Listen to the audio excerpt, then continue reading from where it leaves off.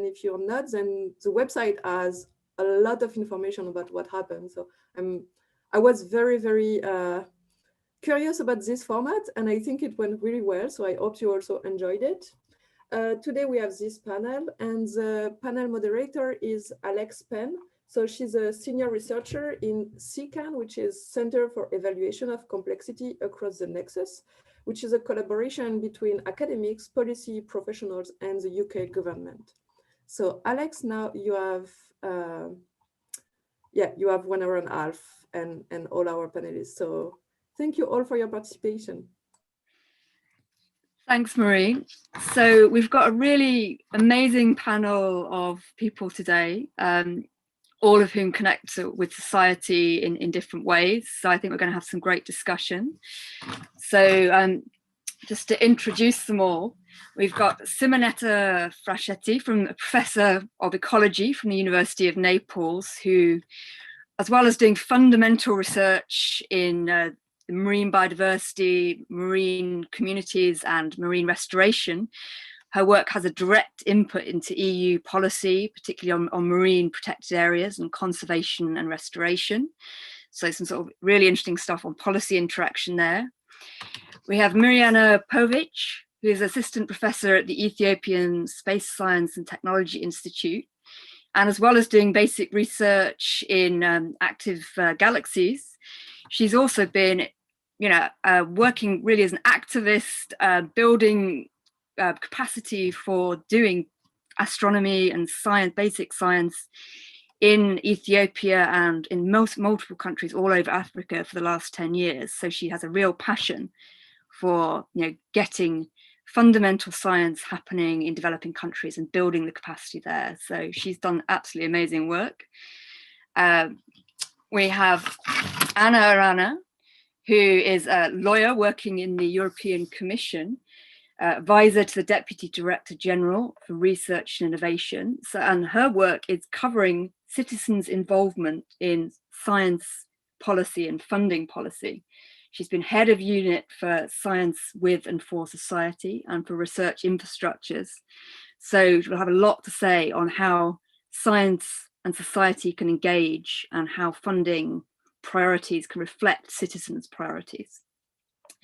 And then last but not least, we have Pedro Russo, who is an assistant professor in astronomy and society at Leiden University. He was the global coordinator for the United Nations International Year of Astronomy in 2009, which I think was the largest ever international network in astronomy. And he specializes in outreach, in science communication, and in astronomy and society. So he'll have lots to contribute here on how we can connect to society, I think. All of these very exciting people, really looking forward to hearing from them. So first, to all of you, just to kind of get us started, I wonder if you could just give us a brief overview of how your work connects science and society. So maybe start with Pedro. Thank you. Thank you, Alex, and thank you for the introduction. And it's really great to be here. And also thank you to ELSI to organize this incredible conference. I think the way that they organize is really unique. It's very innovative, and it's really nice that you cover all the different time zones across the globe. And I guess that's also a way to connect science with society, is really making science accessible, right? Because also I think it's a very good example how you can really try to make sure that you provide the right tools, the right resources, and the right opportunities for people to engage with science. And having this conference across the globe in different time zones also allow more people to get to know science, to get to know the discussions that we are having in science with society. So I think it's a very good example how we can do it. In my work, as you mentioned, Alex, I work in the interface between astronomy and society. Of course, astronomy as a fundamental science tries to answer some of our most fundamental questions that we have about the universe, about ourselves, and also our place in the universe. But also we have this responsibility to make sure that the knowledge that we produce in science, it's not only communicated to the society, but also society can appropriate that, can build some capital around this new knowledge and also participate in the processes. So I'm really also very interested to know what Anna will have to say about public participation in science, specifically also in a science like ours in astronomy. So in my work, I try to understand the processes. How can we bring science closer to society, and how society can get closer to science, but also to facilitate some interventions. We have a series of projects that we've been implementing, from educational projects where we work with the educational sector, like with teachers, with the school children, and try to develop together with the teachers the tools to bring astronomy and physical sciences to the classroom. But we're also trying to understand how can we get the public to participate in science. So for example, a couple of years ago, we initiated in Leiden a citizen science lab where we support our astronomy colleagues, our researchers, in identifying opportunities for citizens to participate in the research in astronomy. And of course, you have several examples of that. So this is just giving an idea what kind of projects and the kind of processes we've been involved. Great, thank you. So next, Anna, could you give us an overview of how your work connects science and society? Thank you, Alex, and thank you to all the organizers for this interesting conference. And as Pedro said, across the globe, and friendly timing for everyone. And thank you for inviting the European Commission. So, I mean, I think I don't need to convince anyone here of the importance of science in general. And the impact on science for society now in this very unusual times that we live in, of pandemic and green and digital transitions, I think is also generally known and understood now by citizens and society. So we have been working on this on the European Commission. It's not a new priority. You have to know that the European Commission currently has increased democratization of all of its policies as one of the biggest priorities, one of the very 6 top priorities at the same level of the Green Deal or the digital transition. So, but this is not new for us in the science area. We have been working with mainstreaming society and citizen engagement and citizen science to research and innovation for many, many, many, many years in the European Commission. We have, I can give you an example, recent example that people might relate to, because we have organized a hackathon, You versus Virus, on developing innovative solutions for coronavirus related challenges that the people have had. We have currently in Horizon 2020, the current framework program, more than 2,500 projects in a way or another have a component of citizen engagement and citizens science across the board on all disciplines. Maybe I just mention one example. It's a project called D-Gnosis, that says involves citizens in developing scanned scientific evidence on odor pollution. And this was interesting because not only it had scientific impacts, but also raised political awareness on the importance of the well-being of citizens and the other related issues. Now we are just starting a new framework program, Horizon Europe, and we have the ambition of mainstreaming completely to all projects, but also policy, citizen involvement, to work programs, have work programs co-designed, have societal considerations, gender dimension, gender issues, also more possibilities for co-creating agendas, evaluation of projects also will have citizen engagement as a criterion, even if it is not a explicit requirement of the topic. And also one of the key new projects that we are just launching that is called Emissions. So very results-oriented, results interesting to match citizens' needs on very important questions like climate change, oceans, green cities, soil health, will have already as an intrinsic component citizen engagement. So this is a little bit of what we are doing now in the area of engagement with citizens and research and innovation in the European Commission for the moment. Great, thank you. And next, I think I'll go to Simonetta. Just a bit overview of your connections, science and society. Mm-hmm.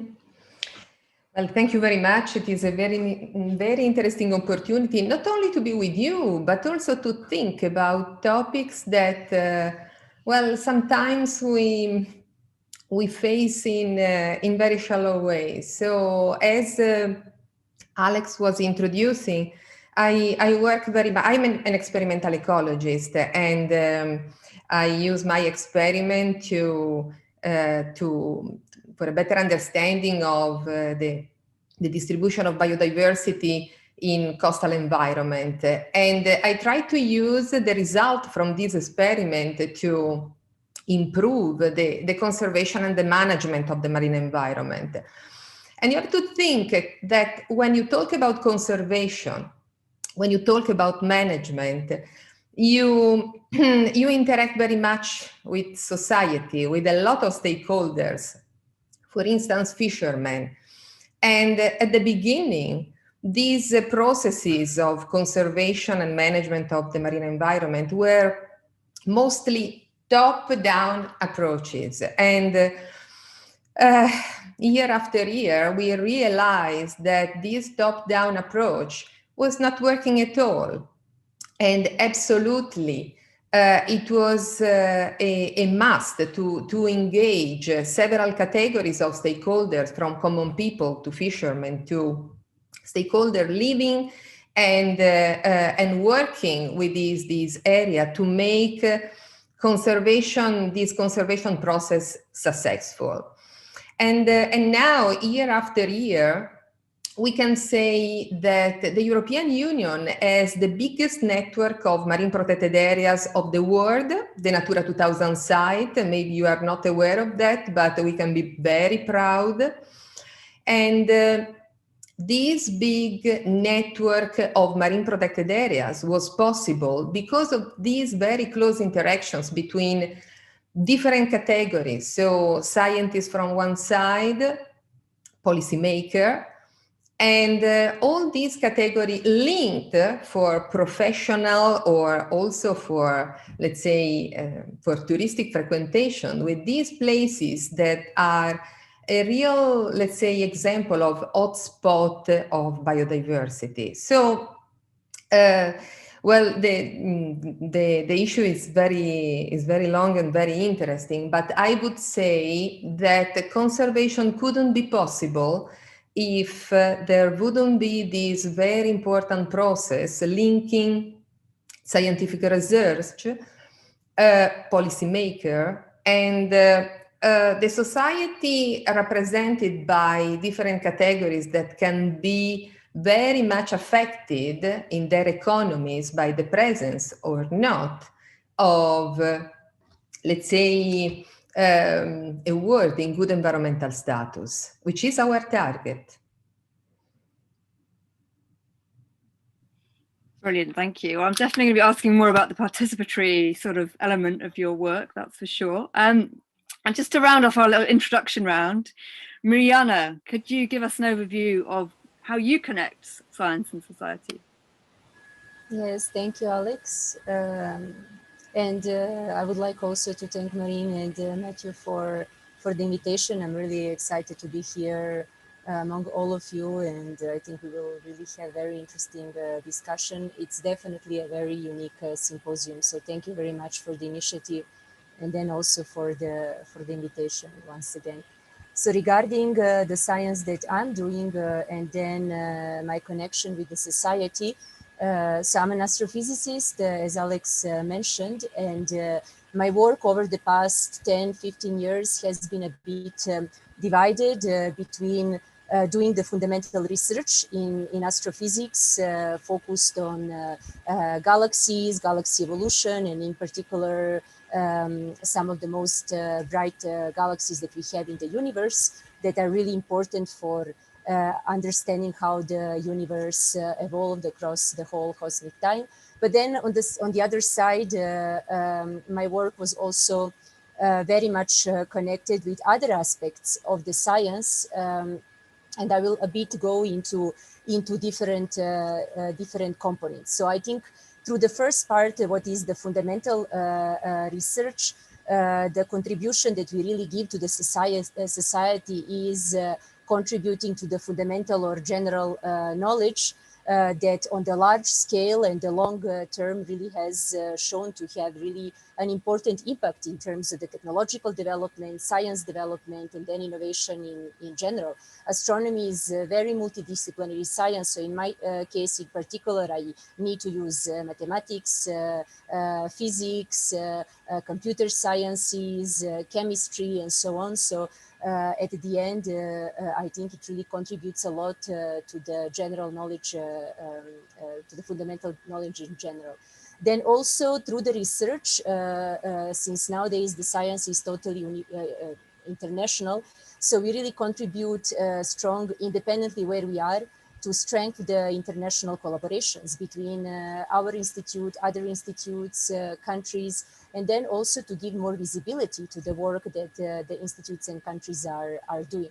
Over the past almost 5 years, I've been fully time living, working in Ethiopia, and then collaborating with the East African countries and also across the continent with most of the countries where the astronomy is currently present. And then before moving to Ethiopia, I was also collaborating from Spain with different countries. So doing the research, fundamental research from here, I think is really important for giving more visibility to the science that we are doing in Africa. Normally, when we speak about African continent, the general population will connect with very negative things, such as problems with hunger, conflicts, access to the basic needs, and so on. But rarely we will hear about science that is done in Africa, or how much efforts different African countries are putting in developing education, starting from primary schools, secondary schools, up to the universities, bringing now the very first master PhD students, and also trying to really develop more the technological infrastructure. So I think in that aspect, also through the fundamental research, publications, international collaborations, and then giving more visibility to the science done in Africa is really important for a bit changing the global mentality that we have, and a lot of a stigma that is there. Then a lot of my work, especially now over the past 5 years, but in the past as well, was focused on teaching and then also supervision of master PhD students. When I say teaching, currently I'm teaching only on the master level, PhD level. And I have to say that all of my students, not only in Ethiopia, but also Rwanda, Uganda, Tanzania, Kenya, are already attached at some of the universities. So they're already lecturing. So through their master PhD projects and then courses, we really contribute to improve the level of higher education across Ethiopia and then other countries that I mentioned, that again is directly related with the social economical growth of those countries. Also, when I mentioned teaching, I've been quite involved in the teaching of the teachers. I think we shall never forget that teachers are some of the fundamental components of our educational system. So I've been involved since 2012 in a network for astronomy school education, where through the practical astronomy, we are trying a bit to using recycled materials to show different physical, astrophysical laws, and then not only teach astronomy, teachers astronomy, but also how they can teach science in general. No? So we did different courses in Ethiopia, Ghana, Kenya, Zambia, I mean, in different African countries that really had a lot of engagement of the teachers. And then over the past years, I've been quite a lot involved in what is the institutional development of the research centers in astronomy here in Ethiopia, and then several universities across Africa. and then the policy development as well. So I've been participating in development of the very first Ethiopian space policy, the 30 years roadmap for development of astronomy, space sciences, and then currently also I'm involved in the African strategy for development of fundamental and applied physics. So all of this, I would say, is a direct, direct contact with the society, because we really have to interact a lot with different stakeholders in society to come up with the strategies. But then what is important is the connection with the policy, the decision makers, because what these, let's say, documents put is a bit the political engagement, on the longer term, that is, again, extremely important. And also, I've been quite a lot involved in communicating science to the public in general through the different outreach activities and then different activities with the public. That, again, I think it's really important, and especially being focused on girls, and then also a bit the women in science. So last year we started with STEM for Girls in Ethiopia, and then this year we started with African Network of Women in Astronomy, where the aim of the two is a bit to use astronomy and space sciences as really very inspiring sciences to promote a bit science within the girls and attract them to do science, and also to understand a bit what are the main reasons, factors that we don't have more girls and women in science. So this is a bit the summary of different activities that I'm involved in. Okay, so there's a huge amount there for us to come back to and unpick. So thank you very much for that. The first sort of thing that I want to pick up on and come back to Simonetta is about the interaction with policy, and also your interaction with local stakeholders. And I think you'll all have different things to put in here on interaction with policy. But I was wondering, Simonetta, if you could tell us something about the challenges you found of using science to inform policy, of working with policymakers, and how you had to adapt as a scientist to do this effectively. And also maybe the same reflection for working with local stakeholders. Well, it is a very interesting, and I would say sometimes difficult process. We have very I would say, very interesting success, some bad experience, but restarting from the example that I was talking about before, so marine protected areas, we are working very much on improving the conservation and the management, I was saying, but also the restoration of the marine environment across member states. And it is very interesting and very, I would say, exciting when you understand that with the proper messages, interacting with the, let's say, the good people, those officers that are very keen to interact with you, I would not say only with the officer following your project, but also different levels of institutions, and so regional level, the national level. So recently we realized that our projects are, let's say, followed, and our recommendations are incorporated into the policy at EU level, and an indication that these recommendations are incorporated into the policy are manifold. For instance, I don't know how much you are aware about the environmental legislation that in Europe is, I would say, very advanced. So all the monitoring that is now included in an important directive, the Marine Strategy Framework Directive, you can have a look within the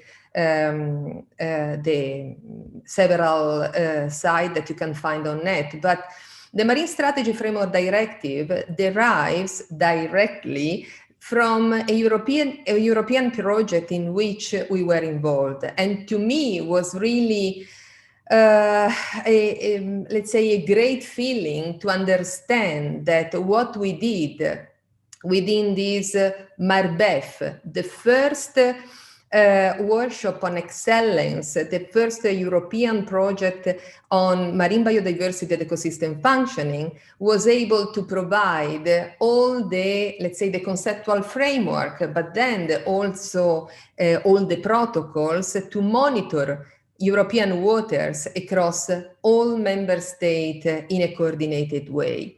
And I can tell you that the same consideration apply with more recent project that we have to expand marine protected areas and to increase the number of protected areas across the European member state. It was a real success to see that our work, our basic research, as the colleague was mentioning, but with very strong interaction with the different level of institution, was providing the awareness that improving the protection of the marine environment not only increase biodiversity, but also increase a number of ecosystem services, including local economy. So we are working very much, we are working hard. Do you remember that yesterday I was saying that sometimes I feel that we are asking too much to scientists that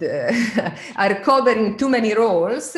But when you see that when you are working well and you are in the position to provide science-based knowledge to support this process that then enter into the society, and there is an immediate response, well, to me is a great success. And I see that now these interactions between scientists and policymaker is going better and better. And there are several opportunities to meet, to provide clear messages, because to be honest, and I can tell you that I'm not very good in communication, but I'm trying to improve, because sometimes it's our fault if our messages are not so clear, and sometimes policymakers cannot understand what is behind our result. So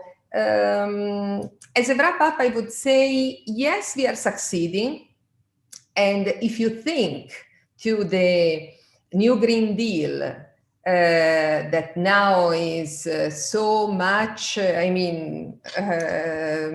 followed, and the target for the future of Europe in terms of economy, well, I think that the new Green Deal is that, with such a consideration of the environment and the potential of economy coming from the environment, a correct use of the environment, because of these very successful interactions between scientists and policymakers. So I think that we are succeeding.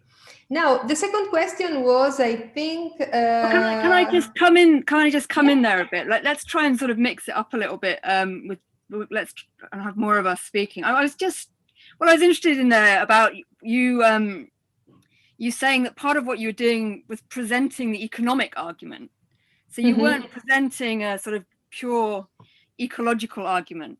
You obviously had to build some bridges, and show the relevance of your research. Yeah.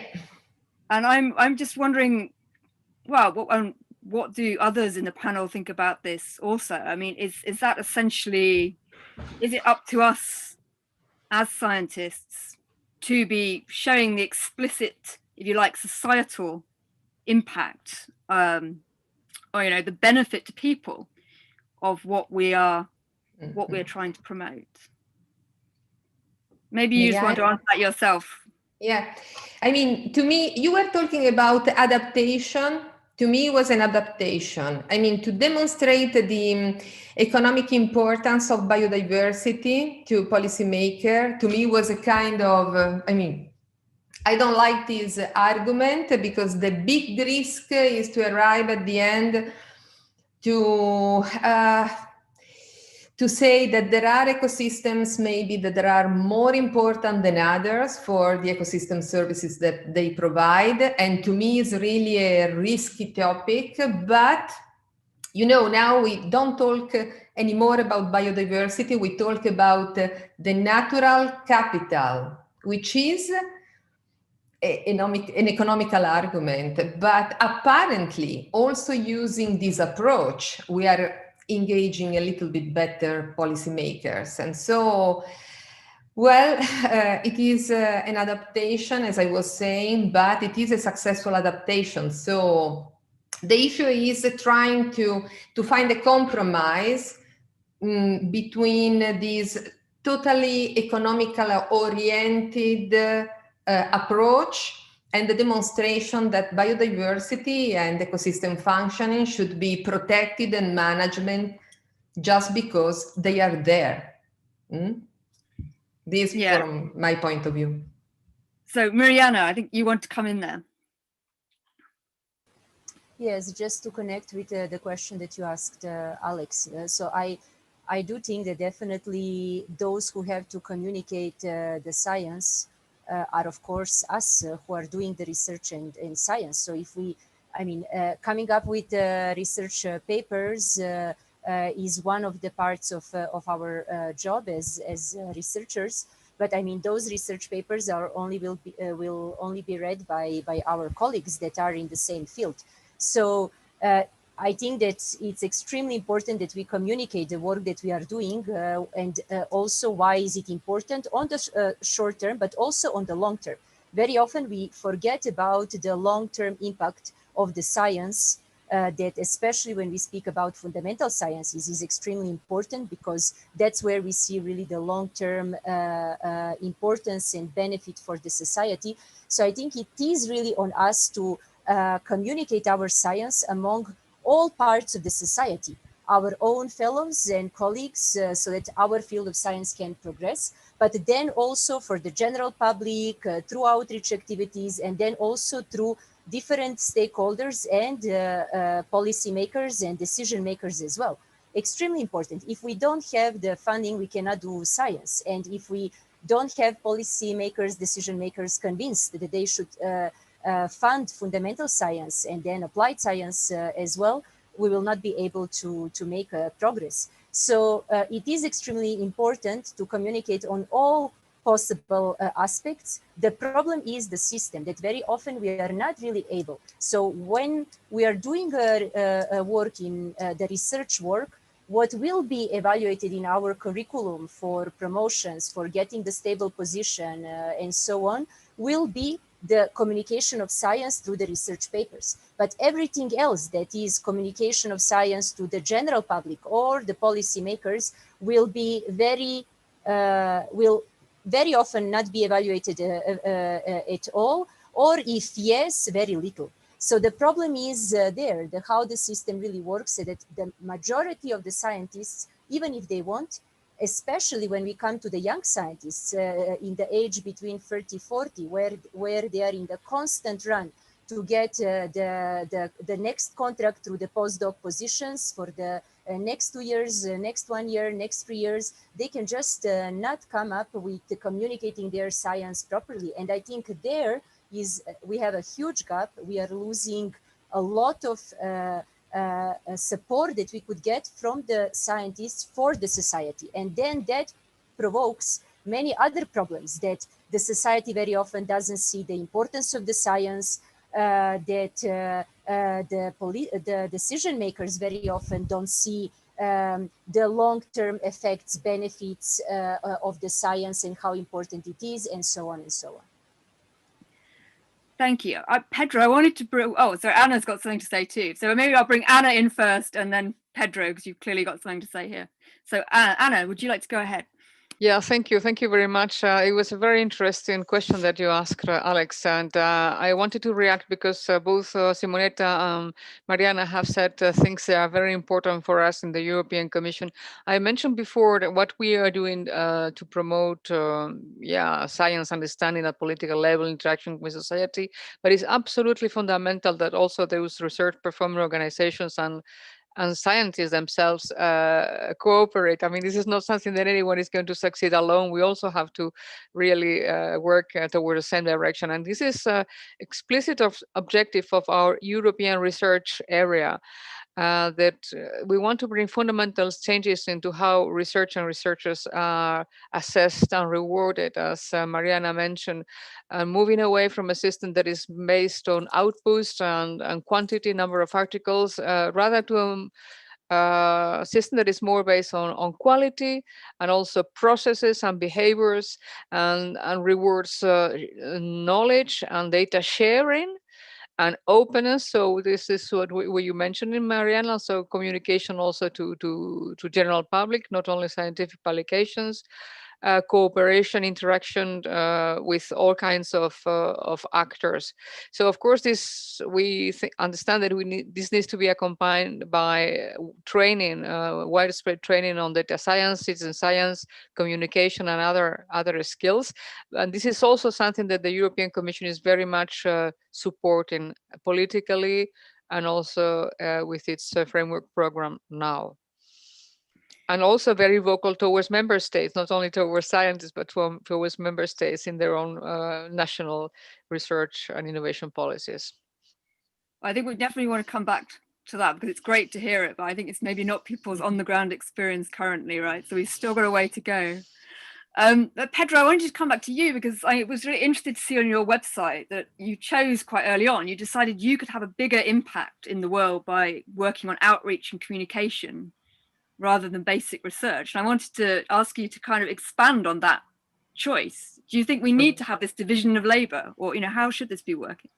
Thanks, Alex. And I think it's quite interesting to see here because what we see between the different opinions from the panelists is really, I think they are providing the context that we have at the problem at the moment. We have researchers more junior, or like say, starting in their career, like assistant professors like Mariana, and the more established like Simonetta, that they really want to be involved in societal issues, and they really want to have an active role. And you see that also the Commission wants to have that active role, but then in between something is failing. It's these systems that is failing. And sometimes we see that is at university level, at the research institute level, when we look at what means to be a successful scientist, is when you have one publication in a journal that the community decided that is a journal with impact. We don't look to the diversity of impacts that we as scientists should have. And your question is quite interesting because I think it also goes a bit to the core of some of the issues that we have. Because we look at the science processes and the participants in the science processes as the scientists, the ones that produce new knowledge. But we cannot forget, and I think was a former UK chief advisor that said, very well known, that science is not completed until it's communicated. So I see our jobs as science communicators, as people involved in the science communication processes, in the societal impacts process, as part of the science process. So I see myself as being a scientist as well, because I'm supporting the whole process that we need to have in the scientific community. We cannot just forget that we cannot just produce knowledge, put them on a paper and forget it. No, we need to communicate it. We need to make sure that society can understand and can also use and hopefully can also participate in the production of new knowledge. So it's essential that we do that. So I think you're right. I decided very early on in my career that I wanted to focus on this societal impact, on issues connected with public outreach and education, because not only because I was feeling that there was a major need for that, and I think I was quite lucky that I had organizations that enabled me to do that kind of work, but also I think it is an essential part of the science process, and I think we cannot just ignore it. And it's incredible. I still work in an organization that has maybe hundreds and hundreds of researchers and a handful of people really thinking about societal impact, and I think that's a problem. I think we need to change that. And it's this system that needs to change, and it's great that the European Commission wants to change, but at the institutional level, we really need to change that as well. Great, thank you. I think Simonetta wanted to come back with a short answer. Yeah, I have another comment about communication effectiveness, because from what I see, for instance, astrophysics are very effective in communicating with policymakers. You are basically, I would say, from my perception, maybe I'm wrong, but from my perception, you are able to deliver a common message, very clear common message about the importance of what you do, okay? From an environmental perspective, I can tell you that we are, I don't know how many people delivering very different messages, and so it's very difficult to find the priorities, okay? So this is why also, in my opinion, the environment, well, now, yes, at European level, the importance of the good environmental status of the environment. Now, this issue that to me is also very important, the One Health concept. So having man and ecosystem together in a, let's say, in a good shape. But from our side, a problem is to the difficulty from our scientific community to deliver homogeneous messages. We are very heterogeneous and providing too many different priorities. And so the European Union, for them, is very difficult to say, okay, let's start from what? Okay, I don't know if I was clear in this respect. Physicians are also very effective. There is one problem and they are all there fighting for this problem. If you put together the marine biological community, they will provide 100 problems of the marine environment. And so, well, when you have to put the money, it's difficult to say where. But can I ask all of you, I mean, so to me, this seems like astrophysics is much simpler than human ecology and societal challenges. You know, you can, I mean, feel free to say that I'm wrong, but do you think there's something fundamentally different? Because it seems to me that that maybe astrophysics people consider as just sort of something beautiful to kind of add on or prestigious, you know, whereas actually dealing with the nitty-gritty of complex ecosystems and interaction with societies is actually a lot more complex and difficult. Maybe I can quickly comment on that, and I'm sure Mirjana will have some comments as well. I can tell it's not, astronomy is not simpler than other sciences. Just to give you an example, we don't understand 95% of our universe. We don't even know what is made of. So there's a huge complexity that we still didn't even explore in terms of astronomy. And so there's a lot of things that we don't know in astronomy, and it's very, very complex. One thing that is very unique in astronomy, and I think we are in a very lucky stage, is that the research questions that we have are universal in terms of, at least for the research that is happening across the astronomy field in the world. Our colleagues in Japan, our colleagues in Ethiopia, our colleagues in the United States, our colleagues in Iran are trying to answer the same questions. And this gives a sense of unity that is important when you're trying to solve the same problem all together. Another important thing is that we know that astronomy can be expensive, it's an expensive science, and it's because it's so expensive for such a small community, we need to come together and build research infrastructures all together. The European Southern Observatory is a good example. The telescope, the radio telescope ALMA is also a very good example. And there are other collaborations also in Southern Africa, like with the SALT telescope, that shows that you need to bring countries together to build research facilities all together. And that kind of gives a sense of unity that, like Simonetta was saying, that also help us a bit communicating those processes, but also the same direction where we want to go as a whole. But I don't think it's because it's just very simple or very approachable and beautiful. I think we have been quite lucky with this global community that we have. Okay, we can have an argument about what a complex system is if we had a pub to go to after this, but we'll do it in the next symposium. Mirjana, would you like to come in on that at all? Well, most of the points Pedro already raised, he explained it very well. So I think we are really lucky that astronomy is such an attractive science, as Pedro said, because of all the questions that we are dealing with that have been there, many of them basically since the humanity exists, you know.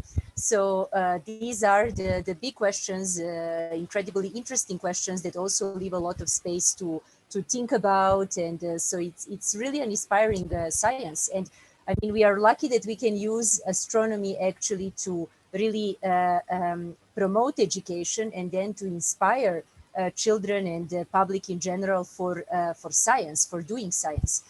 So I think that also one of the points that is very strong regarding astronomy is that it's totally multidisciplinary science.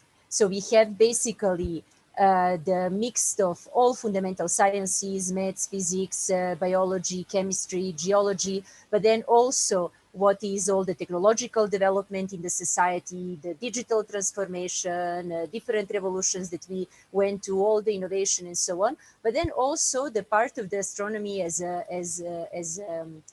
in different let's say, important aspects of the society, such as cultures, traditions. So basically, through all the past and current civilizations, we had the interpretation of the night sky, you know? So we have actually a lot, many different aspects of astronomy.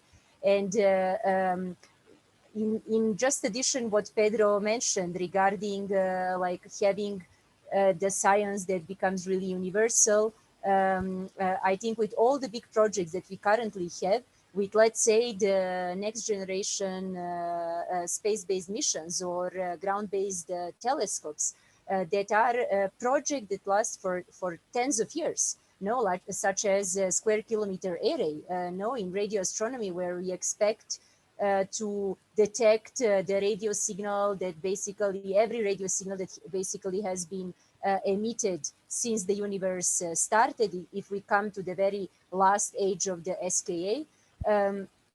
These are the projects that, as I said, are planned for several decades, and then they really bring a very big international community. So it's not for nothing that nowadays we speak about the importance of astronomy for promoting peace, importance of astronomy for diplomacy, and then the contribution of astronomy to, let's say, the Sustainable Development Goals such as 16 or 17, you know, that is, as I said, promoting peace, and then on the other side, promoting international collaborations, because we are talking about international collaborations on the very long term.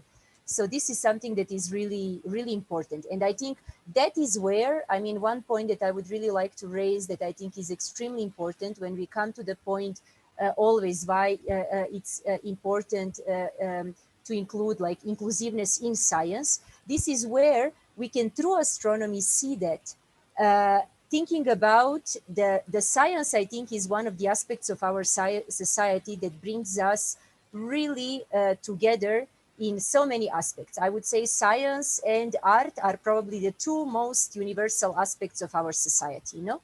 And just the, let's say, the general knowledge, you know, the path toward the general knowledge that we can gain. So this is where through the astronomy we can see how important it is to really work on the inclusiveness and bringing the science everywhere, not only for the benefit of each country, each society, each nation, that through the science they can go through the social, economical, environmental, I mean, social, economical growth and environmental development and conservation as well. But I mean the opposite. I mean, if we lose talents, we will not be able to come to really benefit as a whole society and humanity. So I think we have to start thinking in that aspect, you know, in terms of really science as universal, science as the path to the knowledge for the benefit of the whole society, and that we cannot reach that if we really don't involve the whole community. So developing countries as developed countries as well. So doing astronomy or any other cutting edge science should not be should not be only the act of developed countries, but the whole world. That is my point. Great, thank you. So there's lots of things kind of coming up, and I know that Simonetta wants to come back as well, and I'll bring you in a sec, but I just wanted to actually ask Anna, you know, when you're bringing citizens, you know, into these situations in which they are putting their input on what sort of science they want to see prioritized and funded, I believe this is part of what you do. Is that, hopefully I'm not wrong? Do you know, how do citizens feel about this? Do you think that people tend to want work to go on these sort of what they perceive as urgent societal challenges or impact, or are people keen to see these big exploratory pure science disciplines, if you like, funded, or both? I think it's actually both, according to my observation, and probably most people are interested by those aspects of science that could bring practical solutions to a perceived problem. But there are also citizens, they are interested in fundamental science and cutting-edge science and research. There maybe what I see more is citizens as scientists, and also included in astronomy.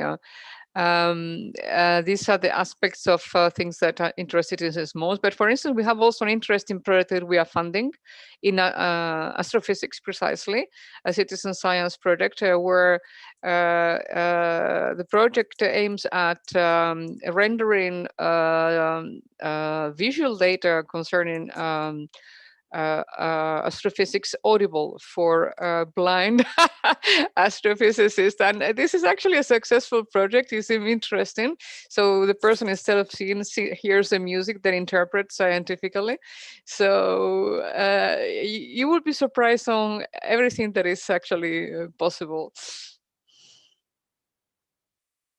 So that's really great to hear, I think. I mean, but Simonetta, I'd like you to, I think you had some kind of a strong response that you wanted to give here. So no, I just have a comment on what Pedro was saying. No, that one of the main issue in astronomy and astrophysics in general is that you have important gaps in knowledge. Okay, so I want to tell you that we know less, but less of the 10% of biodiversity of our planet.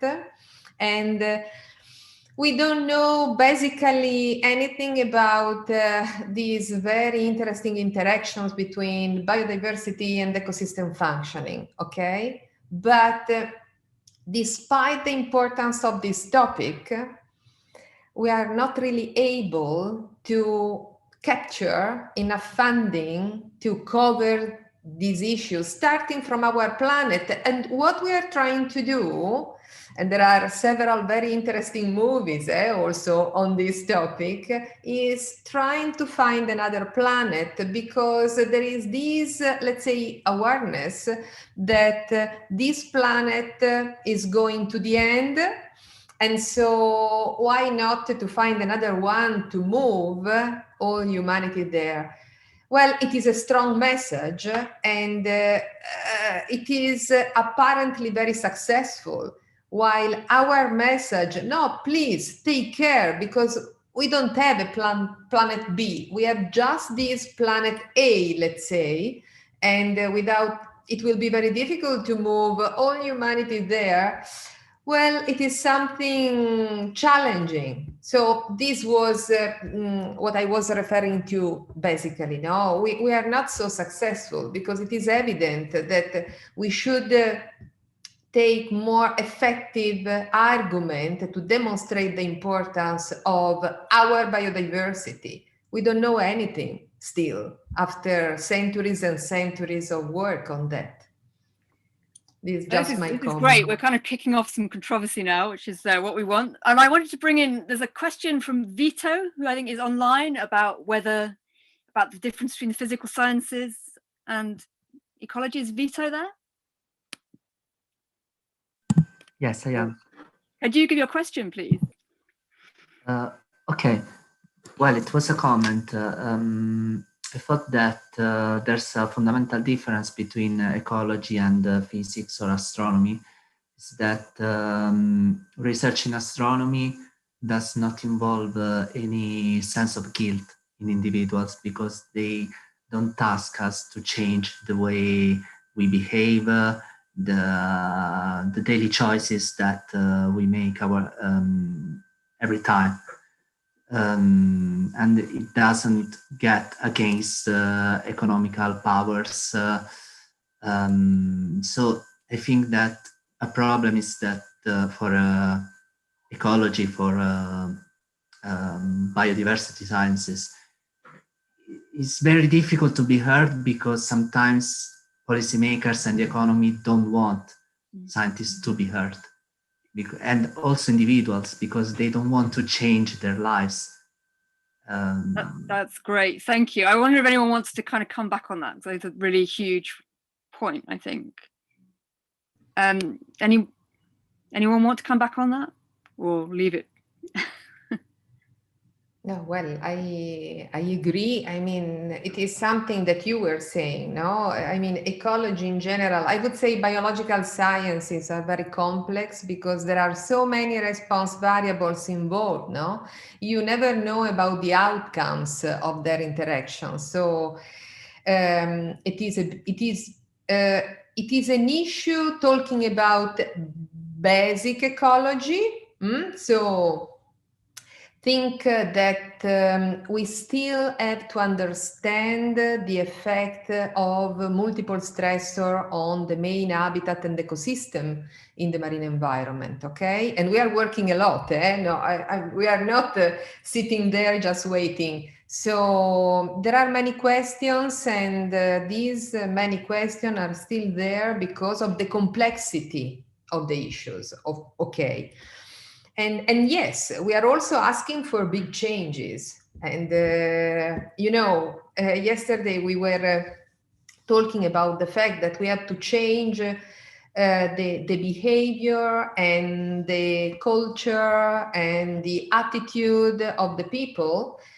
Sometimes we were successful. Think about the example from Al Gore. But then people were voting for Bush. Okay, so there is a lot to do, because we have to change the mental attitude of the people, and putting ecology and the importance of ecosystem within the center of our life. And with the consideration that, let's say, the economist should think about, also the economist, because we are not talking about economy and economists that are leading the world with their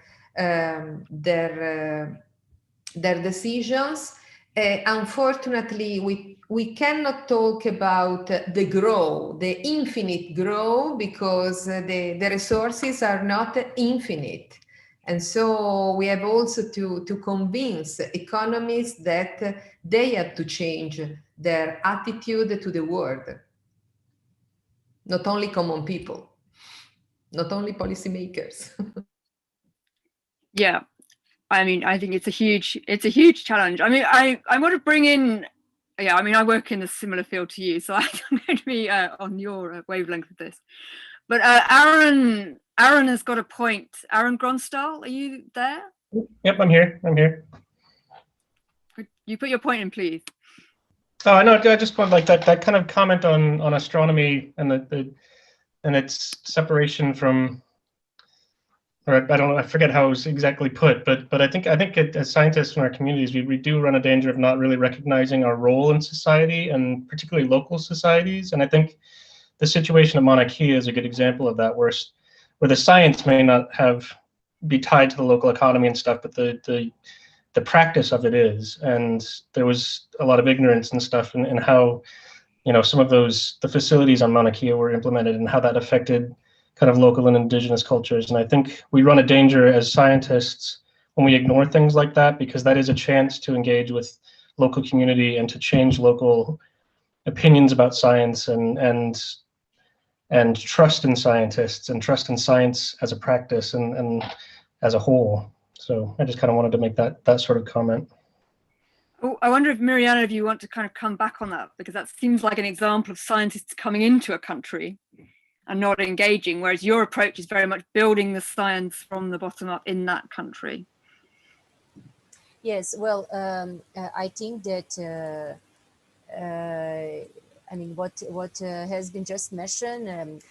I think that whatever that we do in the society, we make an impact. You know, very often it's a positive one, and sometimes it's a negative one as well, because exactly we didn't do enough research to see how specific actions will be affecting the society. You know, such as, for example, what has been mentioned. No, putting the new infrastructure and so on. I think that. If we really want to, if we want to look a bit on the more global scale, no, and where we come to the point as a scientist, how we can contribute to the development of science and then society through science, and seeing it a bit from the more universal perspective. When we come to the developing countries, I think that it's extremely important that actually not only for the science, my opinion is that whatever contribution that we would like to have to do regarding different parts of the developments of our society, when we come to the developing countries, different challenges that are there, it's extremely important that always the initiatives are coming from inside.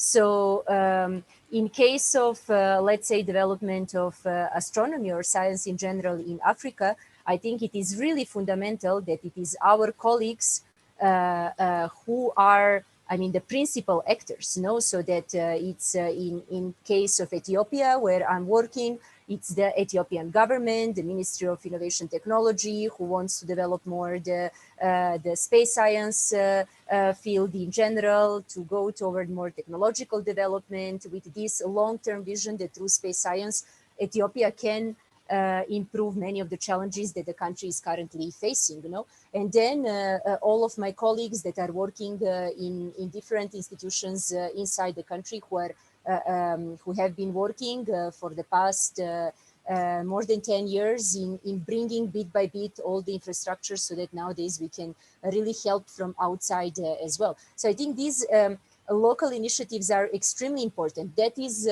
again related with the point that has been raised, you know, when we bring infrastructure now somewhere, that we have the whole community that agrees with that, you know. I have to mention that it's not always easy, you know, like very often we miss that communication between the general community, general society, and then the scientific community.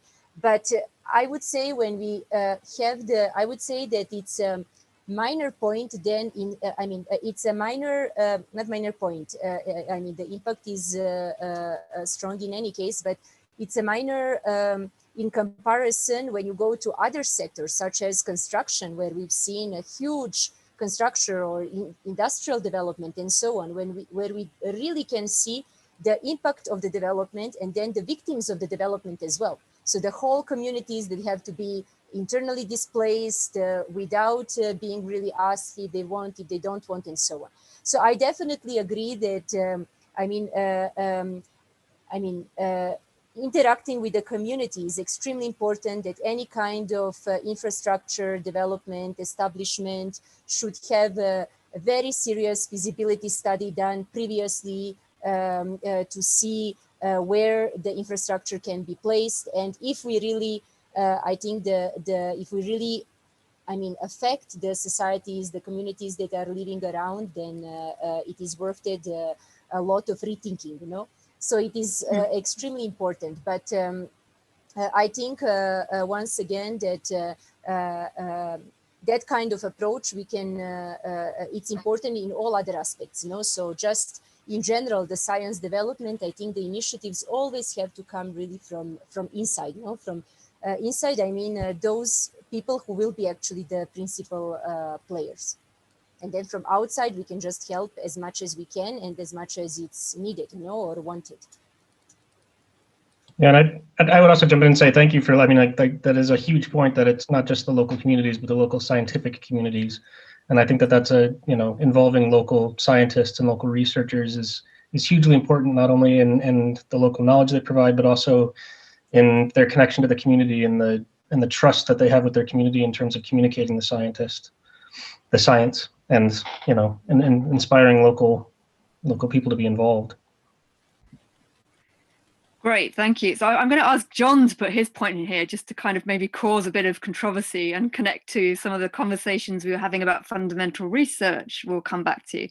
So John, maybe you'd like to make your point. Johnny Herden, yeah. Yeah, well, you know, astronomy is expensive, so, you know, it's vastly more expensive than many other fields I could think of. So You're very quiet, John. oh, sorry. Oh, yes. Here we go. Yes. Can you hear me now? Mm-hmm. Yeah, astronomy is expensive, right? I mean, they spend vast amount of the nation's treasure to do astronomy. I mean, it's doing great stuff. I'm not saying it's, you know, not worthwhile, but when it comes to the share of the nation's science resources, astronomy is way up there. So, you know, they're taking a large share of the nation's treasure and resources, and you know, and those are things that, of course, a lot of people would ask, well, why are we doing that when we could use that to cure cancer or do something, you know, more practical. So Pedro, you want to come in then? Of course. And I don't know if John, what kind of countries is talking about. I don't know if it's Japan or maybe United States or another country, and maybe it's also and maybe it's also putting together astronomy as a whole, maybe space sciences, space research, and we cannot forget that the big chunk of the space sciences nowadays, especially of the space with the space technologies, is actually Earth observations. Even, for example, the European Space Agency largest budget in space is for Earth observations, which is essential to understand our planet from the both biodiversity, but also geophysics, evolution of climate, etc. So it's actually not directly dedicated to astronomy. If you're talking, for example, the NASA budget will be the same. A large part of the NASA budget goes to Earth observation missions, which are essential for many other fields.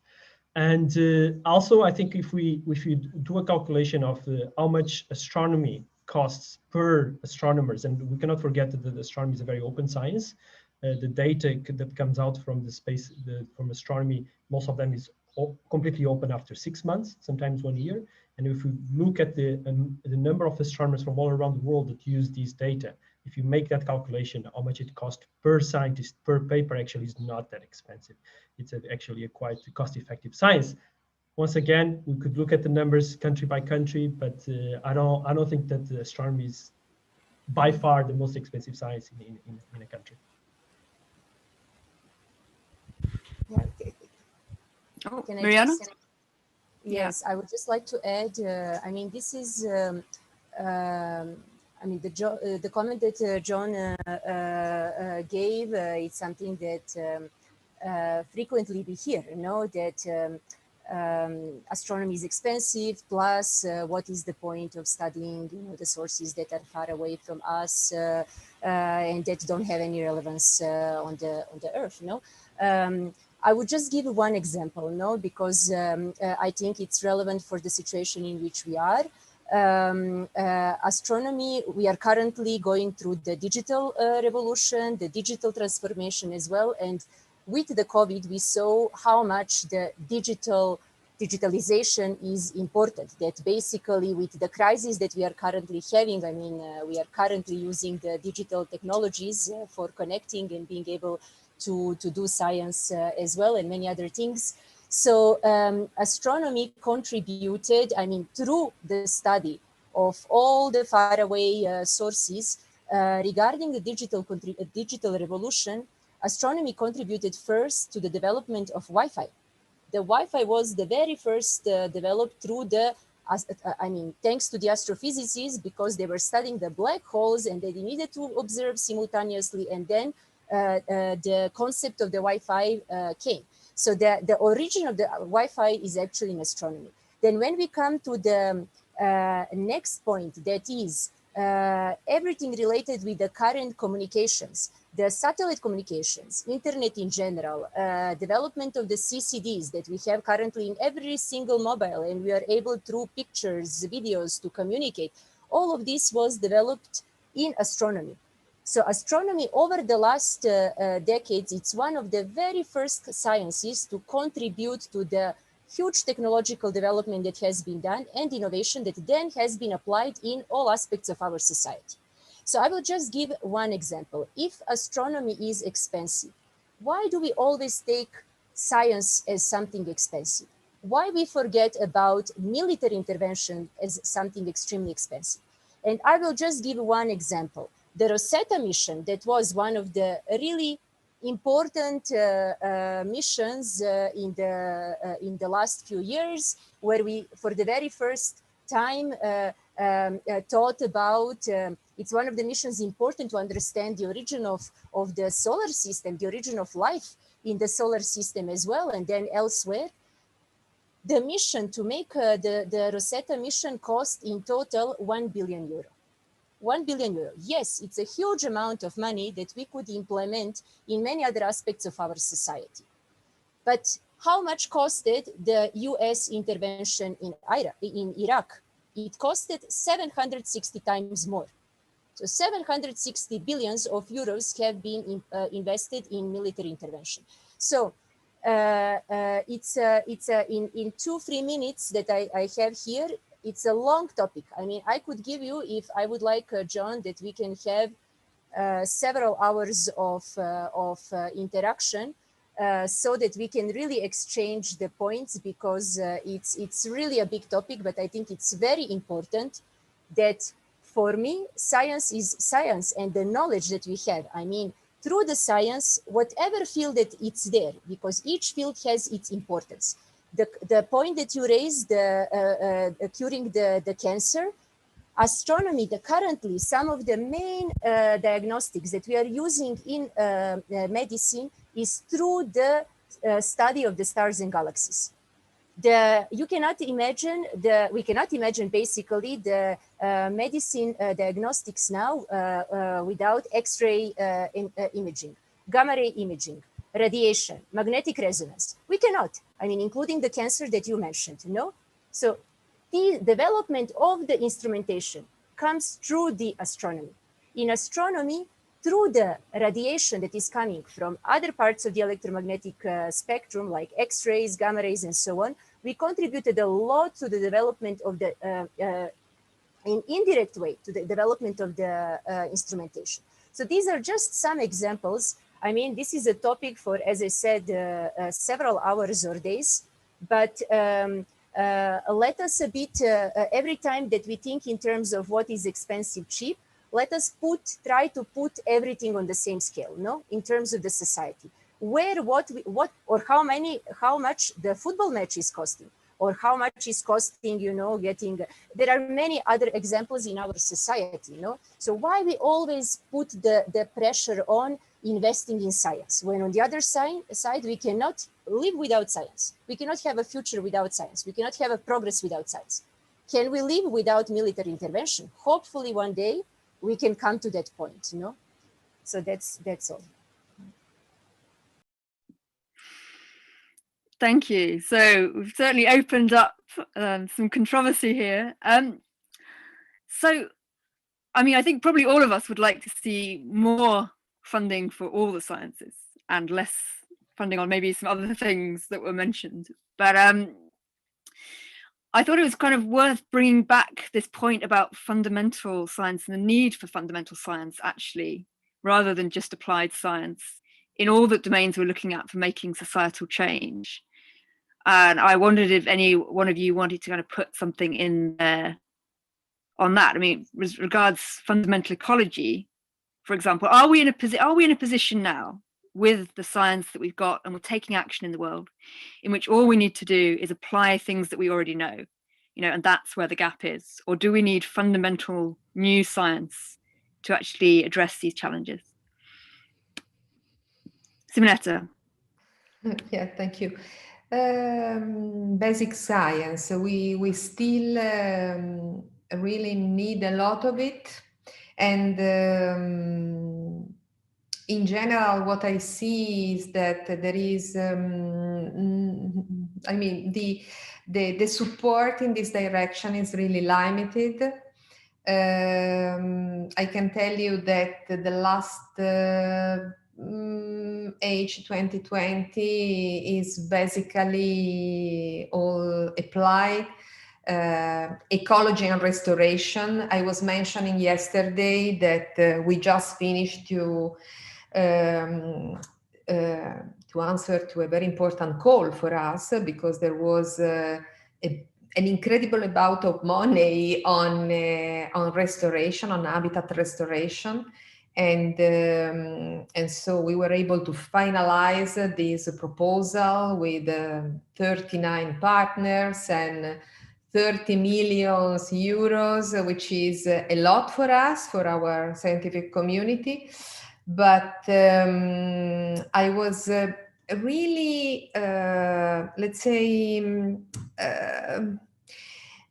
surprised that the call was very explicit in asking for restoration upscaling, which means having restore habitat, talking about scales of hectares, okay, without talking about experiments and without talking about basic science to support restoration upscaling. Okay, so they are giving for sure that we have enough knowledge about ecological processes and interactions between biodiversity, the environment, the future, climate change, because it's crazy to restore under present condition while we know that we are facing very big challenges. So we have to restore today thinking about the future, okay?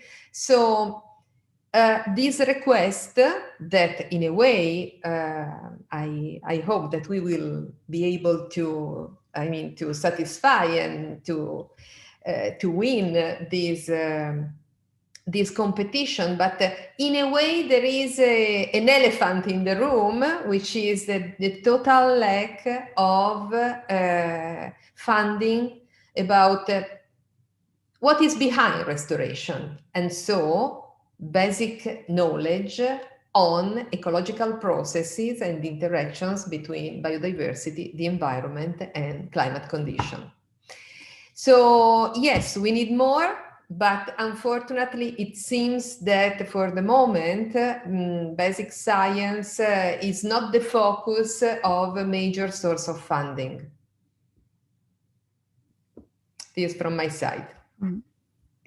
So, I mean, I'd be interested in anyone's opinion on this, but Anna also. So, but I mean, is there an argument to make that we have to take such urgent action now that when we have limited funding, what we need to do is get moving, because we have a huge lag, actually. I mean, I agree with you, we've got a huge gap in fundamental knowledge, but there's a lot of things we know we could do that we're not doing.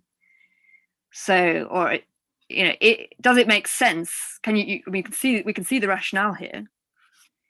I mean, how do we move to action?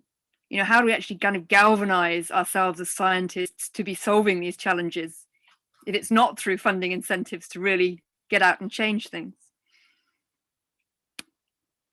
Anyone want to come back on that? Anna, something, yeah. Anna, please go ahead. Yes, thank you. As I see that we are approaching the end of the time that we had foreseen, I would like to come on this subject, but maybe also make two other points before we finish, if you think this is the right time, but you tell me, Alexa. So just to reply to your question, we need more applied science, more basic science. I think the European Union has replied that we need both, in the sense that we have funding lines for both. We have our Horizon framework programs, but we have also the ERC funding excellent and basic research on all disciplines, including social sciences and humanities. So we need both. We need both, and this is the reply we have from the European Union side. And then I would also like to react to two questions that I have seen on the chat that were more or less addressed to policymakers. One is a question on how does the European Union tackle the fundamental changes that we need to see in research performing organizations and in researchers that I mentioned before. How is it that we promote that? And I would like to say that we try to interact with all levels of relevant actors. So, of course, we have our own framework program and we have requirements in our projects and projects evaluations. We also are interacting with research performing organizations directly at that level to try to convince them to make institutional changes, and sometimes we have a link to the funding, for instance, to include gender equality plans. But also I would like to mention that the Commission adopted in September last year very important communication on the European research area, where all the policy questions that I have mentioned before on the need and others, but also those that I mentioned on the need to assess and reward scientists differently, the processes and behaviors, and openness and cooperation, and all the train. This is all in this communication. This is a communication addressed to the European Parliament and the Council. They're composed of member states, and this is being discussed actively at political level and political instances. So we are trying to do it with our programs, but we are trying also to discuss with member states that they also introduce it in their own funding programs and research and innovation policies, and towards their own universities and research performing organizations. And last, I would like to also react to one of the questions in relation to science communication for policy making. Do scientists, the question was a little bit like, do scientists need to a little bit emphasize certain risks or certain dimensions of scientific questions in order to convince politicians? I think what we need now in this area of everything fake news, fake videos, fake pictures, fake everything. We need to restore trust in science by people, by societies, and then as a result, politicians will be also more convinced to enhance funding for science. And we do this restoration of trust in science by also being ourselves ethical and promoting integrity and truthfulness. So while one needs to be articulate in expressing risk wherever they are and economic consequences, I think accuracy is extremely important to restore science, trust in science by societies and politicians. Thank you, Anna. I actually don't know if we are able to kind of carry on, because I think we have got the energy to kind of go on for a bit longer, or if we have to do the finish after 90 minutes. Maybe Toby could say what he thinks. Absolutely. This is such a rich conversation. Actually, formally, we have about 15 minutes left, Alex. So I think there seems to be real energy in the room. There's a really interesting chat going on in the Zoom chat at the same time. So if people are able to balance their brains and look at both of those at the same time, that's really wonderful. So Alex, if you are happy to, and panelists too, wouldn't it be nice to take another 15 minutes before we allow people to breathe? Yeah, definitely. I mean, if people are happy to carry on for a little bit. I mean, I was interested looking at the chat. I mean, having kicked this off myself, I take some blame here, but it's sort of interesting, isn't it, that we're all in this situation where we sort of start fighting immediately once kind of funding comes up, and whose science deserves the bit of the small pot of money that we've got. I mean, how can, you know, is this climate in which we're all in, this kind of competitive climate, of limited funding, does this actually prevent us, doing good in society? Is it possible to do good under the constraints that we're working in? Or what needs to change? Or how could we just, support each other, given that we're in this quite horrible environment?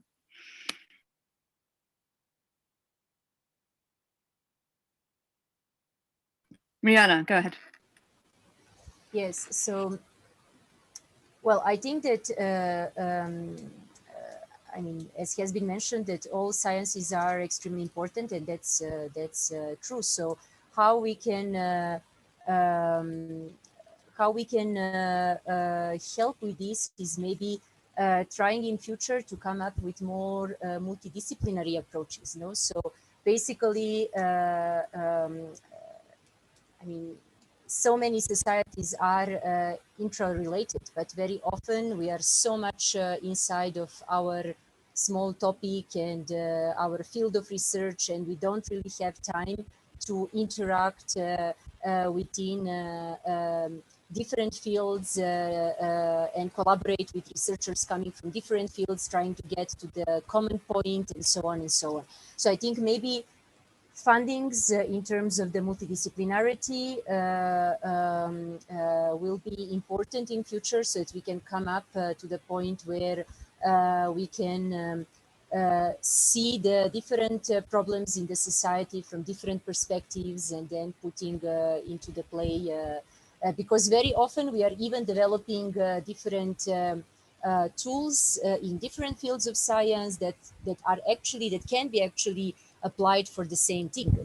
Like just one example. Now that we are facing all the revolution with the deep learning, machine learning, it's a great example, because we are starting adopting like the methods that have been developed in, let's say, economy for the fundamental research, or the opposite.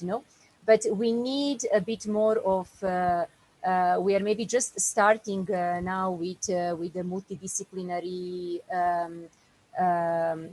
view of the science, and definitely, if we want to strengthen that, then we need more funding that is oriented toward the multidisciplinary projects and proposals.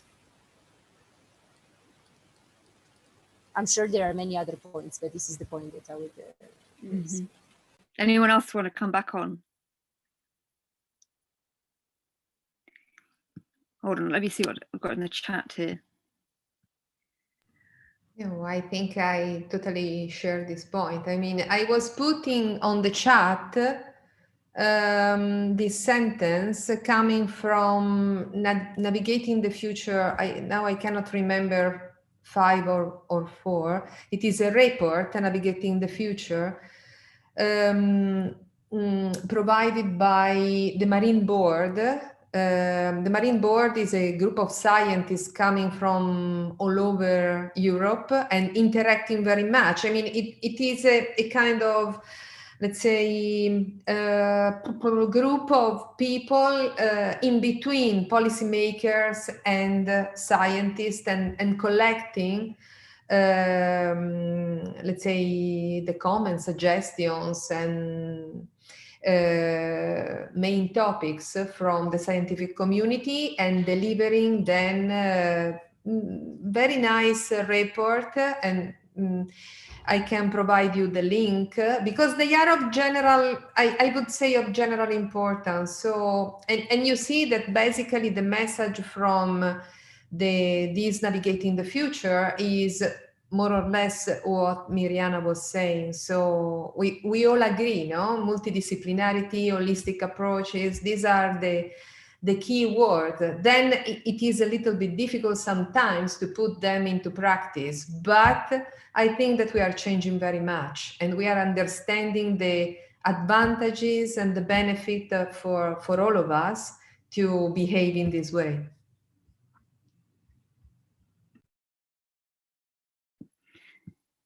Thank you very much. Was there any? So I kind of lost track of the scrolling chat here, but is there anyone from the audience who wants to come in on this point? Just go for it. Camille, I think maybe you had something to say about the constraints that we're under.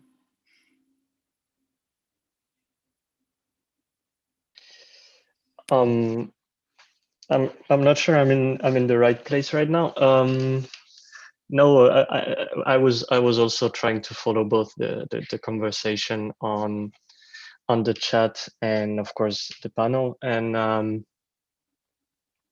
well, I've been struck, as you just pointed out, Alex. I was struck by the competition that just came out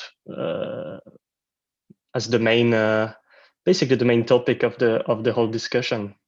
And I basically felt a bit like we were missing a point, but we have to be also realistic, and that's how it works basically. So yeah, I know the European Union has been trying to enforce different ways of providing fundings to different topics, different groups of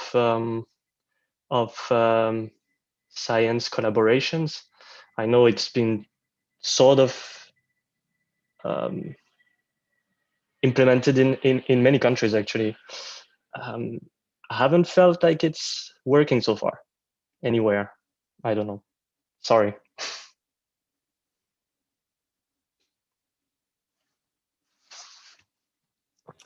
You're on mute, Alex. Yeah, thank you. I've just realised. Yeah, thanks, Camille. Does anyone else sort of want to come in at this point?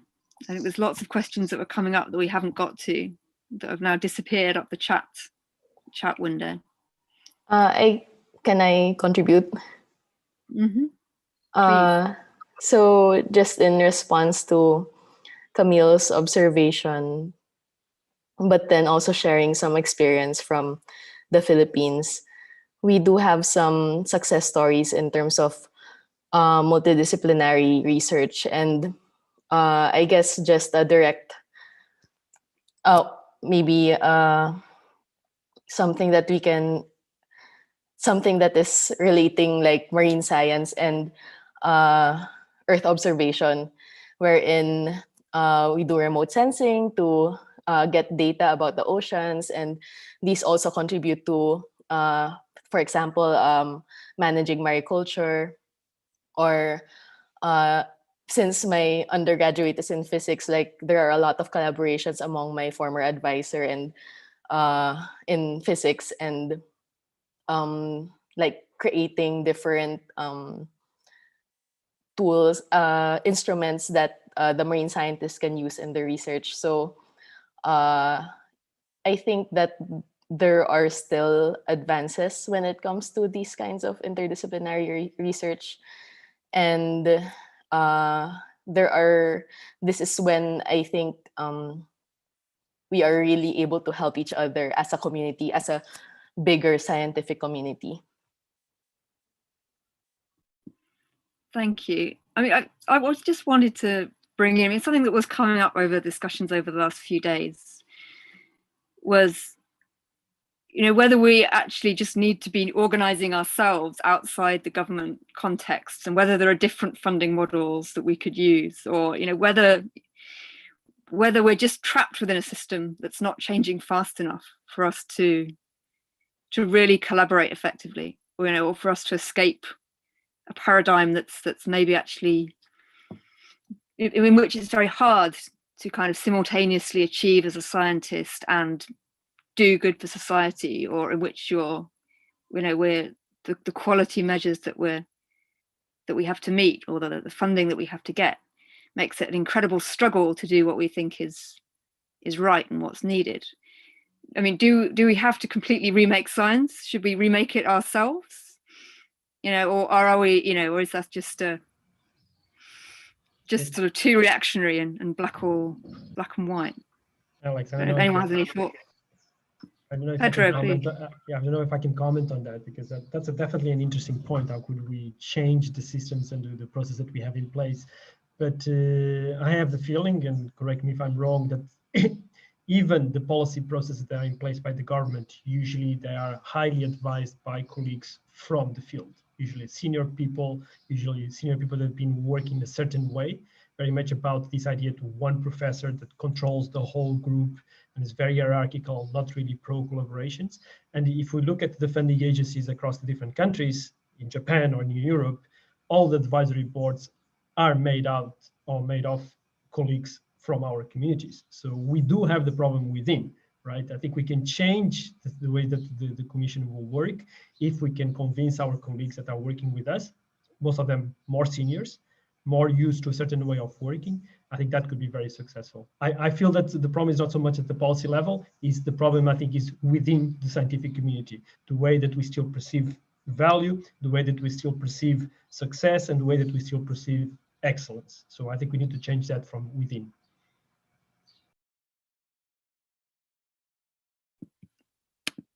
Great, thank you. And sorry, Poonam, I think, wants to come in now. Poonam? Hi, this is just a question for Anna and also for Pedro in respect to funding. We over here in the UK are working for a non-profit organisation, and it is to build UK's first SETI satellite radio telescope. Excuse me. So we're trying to find ways of funding, and we're trying to obviously find collaborations that we can also do to bring awareness to SETI, which is quite a grey area. My question to Anna is, the first question regarding funding, what type of funding would you recommend for a small UK non-profit organisation who is researching and building UK's first SETI facility?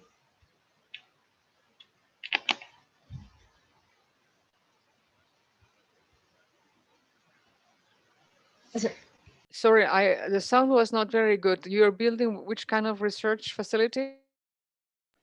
So it's this is the first SETI telescope we're building in UK, which is the search for extraterrestrial intelligence. We're a non-profit organisation, so funding is next to zilch for us. So we want to put a proposal through where we can actually receive some kind of funding. As you know, it's not something that we could do for working for a non-profit organisation. So how do we find support from EU? Yeah, I mean, the fact that you are non-profit shouldn't be a problem. I mean, the same conditions apply to you than to anyone else. I was only wondering whether we have a topic for extraterrestrial life search. Maybe we do. I don't know. I don't know. I wish I would have that one, but I'm not sure. Maybe this is for a more. I'm also happy to. I'm also happy. I am also happy to liaise there bilaterally with you and investigate a little bit with my colleagues what is there possible. But one thing I would like to say in general, if you're setting up a research infrastructure, is that typically if there is any funding for the research infrastructure itself, the Commission tends to prefer to help funding sunk costs, while we'll rely more on member states funding for operational recurrent costs. But if there is a way that we can continue this conversation bilateral, I would be happy to do that. Yeah, I think Pedro's just put a kind of useful link in the chat there also. Mm-hmm. So if we could kind of keep it to questions that are kind of on the bigger themes, that would, and I'm sure we can contact people individually for like quite practical stuff like that. Is there anything else on the kind of big themes that have been coming up that people would like to raise at this point? Ask something. I can hear a little voice saying yes. I don't know who you are, but yeah. I was just wondering, often when we talk about communicating science, we talk about the scientific results and facts, the new things that come up. But we very rarely, outside of education, I guess, communicate about the scientific process. And that's something that came up quite a few times during the discussions this week. And I was wondering, if that's something that maybe we should be putting a bit more effort into in the future, of really trying at different levels, maybe locally, in media as well, trying to really communicate, not so much that the results are irrelevant, that they do matter, but the process is almost as relevant as the results sometimes.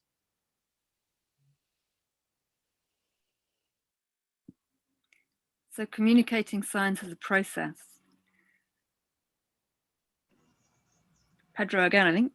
I can shortly comment on that, because of course there was a big push, especially in the 80s and the 90s, to move into this, in terms of science communication, to go to this public understanding of science, where we're trying to maybe not only communicate the results or the facts of science, but also trying to understand the processes. What is a scientific method? How do we do science the way that we do? What is a lab? Why do you need research facilities? So this public understanding of science has been a big part of the communication processes, sometimes with several levels of success. Of course, the media, they really want to see results. They really want to see these stories. There's like this media, they have a specific way of looking at science, but there's other ways that we've been trying to use these processes. There's even some people pushing even more for what they call, upstream communication, communicate more at the core of the scientific process. So instead of waiting for the scientific process, let's get people into the labs, let's open the labs, let's show how people are actually working, take them to the field. But I guess one thing that you are mentioning, Mathieu, is this need to communicate uncertainty, to communicate that the way that we do science, sometimes we fail. And I think especially with the pandemic, and we didn't talk a lot about the pandemic, which maybe is a good thing, but there was, I think as science communication, I think we failed to communicate the processes, why sometimes we don't know things, and why something that we know today is going to be wrong tomorrow. And I think this uncertainty of science, I think we failed to communicate during the pandemic. And it's something that as a science communication as a field, we need to reflect on that and trying to improve these processes. Okay, great, thank you. It's really useful. I've been told we've got to close, but I just wanted to kind of ask you for a very brief last go round, sort of one sentence point. I think we all feel, well, there's a feeling everywhere that we're at this sort of critical juncture in society. I mean, we're in the middle of a pandemic where we're facing sort of existential risks in terms of climate change, and there's huge technological innovations happening, but also absolutely massive inequalities and habitat destructions. And we're in this very sort of crucial time, and it feels now, as if there's a moment maybe to be grasped. But I wonder, and we're all engaged in these issues, and we all care about them, and we're all citizens as well as scientists. And do you think, does what it means to be a scientist need to change going forward? How do we address this now? Do we need to fundamentally rethink what a scientist is as a human being?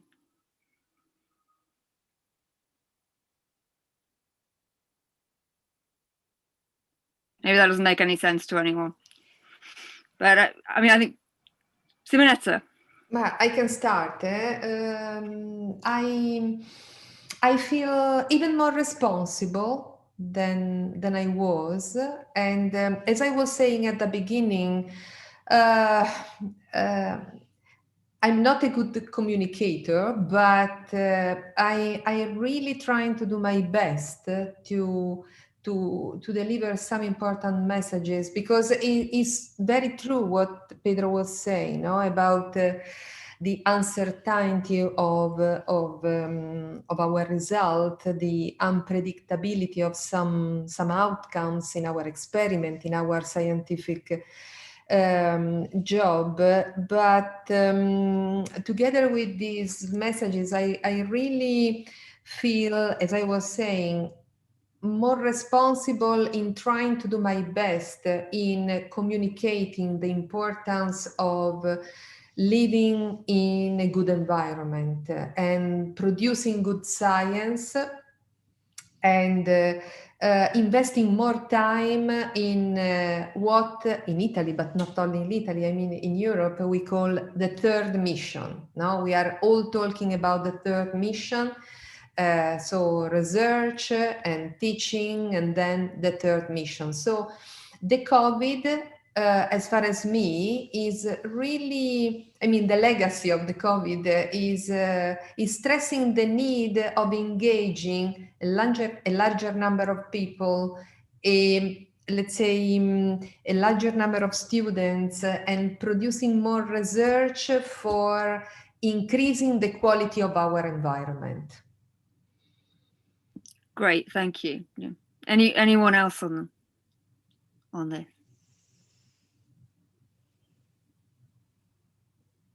Mariana.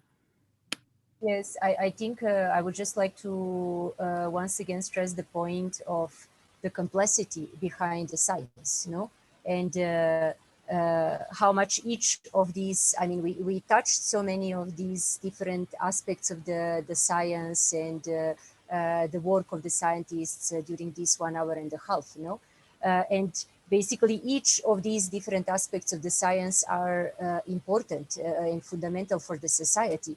Doing research, because without it we can really not know what is the truth, and we cannot know what how our policies should be oriented for the benefit of our society, and so on and so on. But then communicating science as well, and then bringing the science in other aspects, no, in terms of the connecting nations, connecting countries, bringing more peace, contributing to the educational skills, and so on and so on, you know.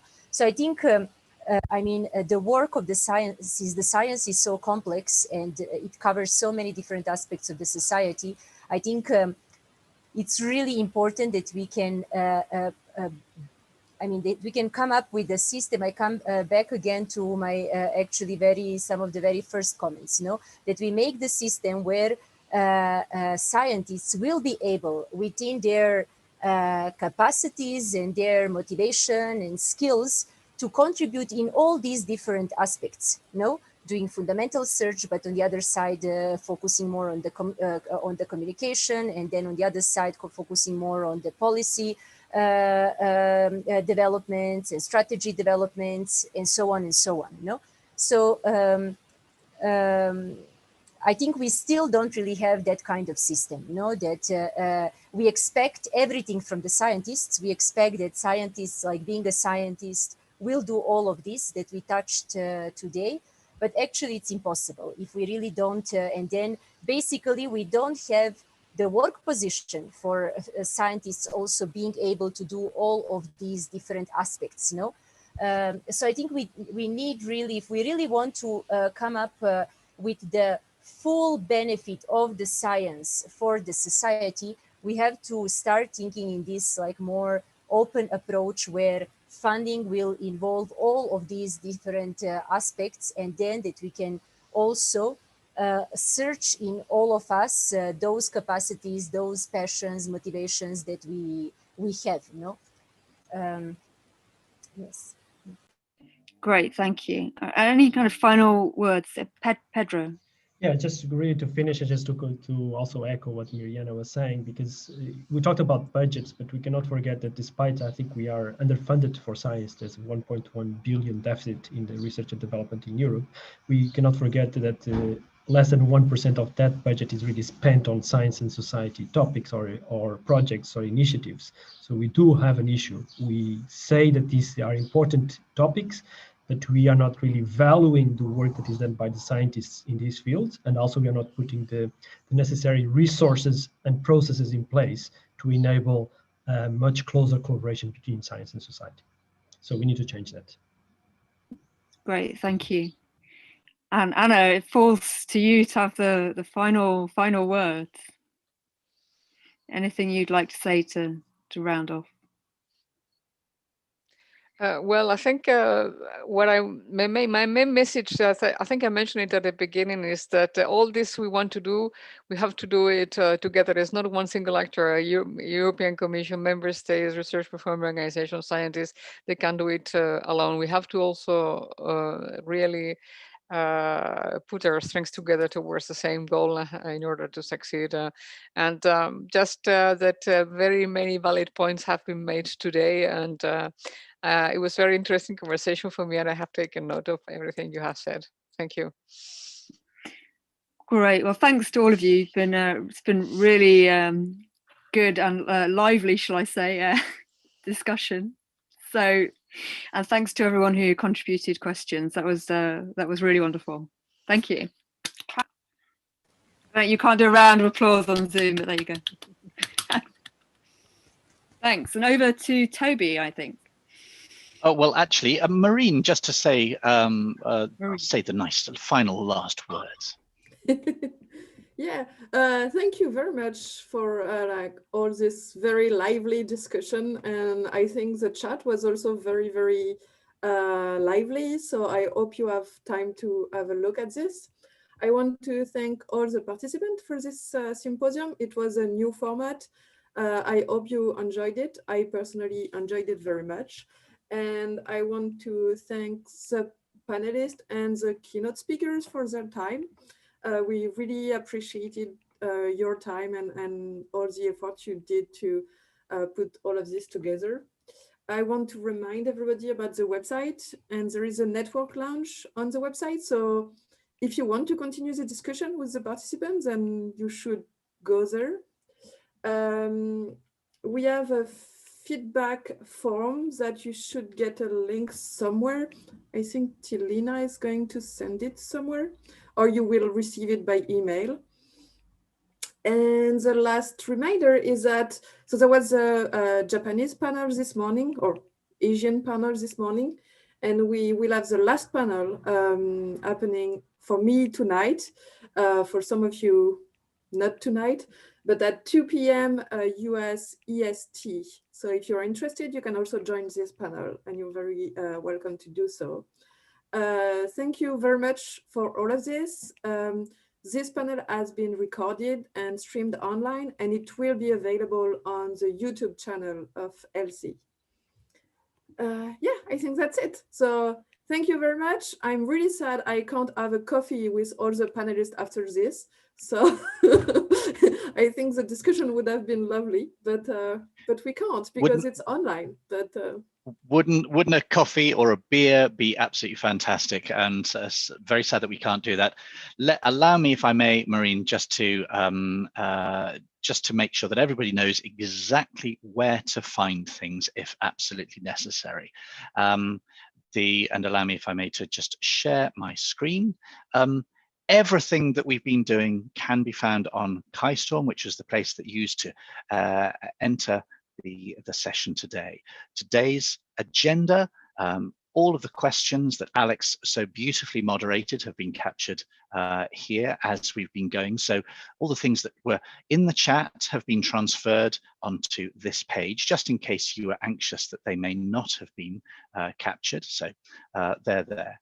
The feedback form that Marina mentioned, you find where it says leave your feedback. It's short, it's sweet, and Tilina has already put it in the text chat as well. So if you feel you can't do it immediately, please do come back here and do it, because it'll help ELSI provide better or improved symposia like this in the future. Finally, if you're so inclined, and I hope you do, you can't have a real beer, but perhaps a virtual beer or a virtual coffee in the network lounge. That's the last page in the agenda here. It's hilarious coming in here if you feel so inclined. If you want to carry on those rich and interesting conversations, oh, there's already one person in here. You come to this place and you just have to move yourself around to meet people. It is great fun. With that, I strongly suggest that you get away from Zoom, you get outside, you hug a loved one, you stroke a pet, you do something which means that you're not looking at a screen for the next little while. But otherwise, it's been absolutely charming seeing you. We'll see you if you're interested tonight with our US colleagues. Otherwise,